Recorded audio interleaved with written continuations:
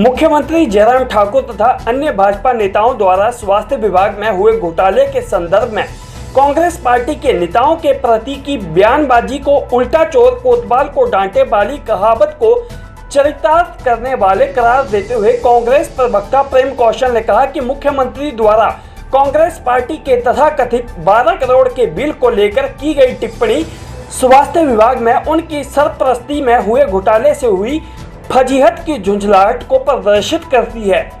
कांग्रेस प्रवक्ता ने कहा कि जयराम ठाकुर एक कमजोर नेता और मुख्यमंत्री सिद्ध हुए हैं, क्योंकि न सरकार पर उनका नियंत्रण है न ही विधायकों पर। मुख्यमंत्री का रिमोट नकदधारियों और अधिकारियों के हाथ में है।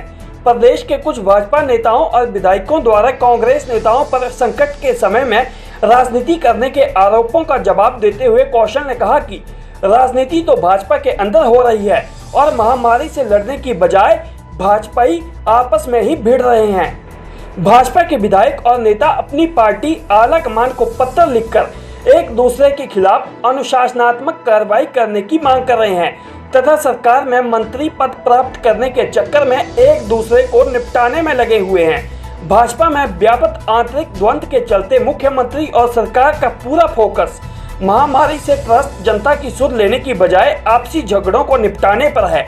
जो नेता कांग्रेस नेताओं के भ्रष्टाचार में संलिप्त होने तथा उनके जमानत पर होने की बात कर रहे हो, उनको ज्ञात होना चाहिए कि केंद्र की भाजपा सरकार ने कांग्रेस नेताओं के खिलाफ एक राजनीतिक षड्यंत्र के तहत ये केस बनाए हैं और यह मामले माननीय अदालतों के विचाराधीन और जब निर्णय आएगा स्वयं दूध का दूध पानी का पानी हो जाएगा। ऐसे नेताओं को बंगारू लक्ष्मण और जूदेव जैसे अपने शेष नेताओं का स्मरण भी कर लेना चाहिए। प्रेम कौशल ने कहा कि भाजपा सरकार के 3 वर्ष का निराशाजनक कार्यकाल पूर्ण होने वाला है और जो कांग्रेस नेताओं पर भ्रष्टाचार को लेकर तथ्यविहीन टिप्पणियां हो रही हैं, वह अपने गिरेबान में भी एक नजर झांक कर देख लें, क्योंकि जो गोलमाल चल रहा है उसके विषय में वह इस गलत फहमी में ना रहे कि वह किसी को नजर नहीं आ रहा है। कांग्रेस पार्टी के प्रति प्रदेश के मुख्यमंत्री जयराम ठाकुर जी का बयान उल्टा चोर कोतवाल को डांटे कहावत को ही चरितार्थ करता है। दरअसल मुख्यमंत्री की सरपरस्ती में स्वास्थ्य विभाग में जो घोटाला हुआ है, उससे जो फजीहत हिमाचल प्रदेश सरकार की और स्वयं मुख्यमंत्री की हुई है, उसकी झुंझलाहट में माननीय मुख्यमंत्री कांग्रेस पार्टी और कांग्रेस पार्टी के नेताओं के विषय में तथ्यविहीन बयानबाजी कर रहे हैं। भारतीय जनता पार्टी के कुछ अन्य नेता और विधायक भी कांग्रेस पार्टी के ऊपर संकट के समय में राजनीति करने का आरोप लगा रहे हैं। मैं ऐसे नेताओं से कहना चाहता हूं कि राजनीति अगर कहीं हो रही है संकट में और इस महामारी के दौर में, तो वो भारतीय जनता पार्टी के अंदर हो रही है। आज भारतीय जनता पार्टी में कोई किसी को मानने को तैयार नहीं। मुख्यमंत्री का न सरकार के ऊपर, न भारतीय जनता पार्टी के ऊपर, न विधायकों के ऊपर किसी प्रकार का निर्णय। सरकार में मंत्री पद प्राप्त करने के चाहत में विधायक एक दूसरे को नीचा दिखाने में लगे हैं। भारतीय जनता पार्टी के नेता एक दूसरे के खिलाफ पार्टी आला कमान को शिकायत कर रहे हैं, अनुशासनात्मक कार्रवाई करने की मांग कर रहे हैं और महामारी में मुख्यमंत्री और सरकार का फोकस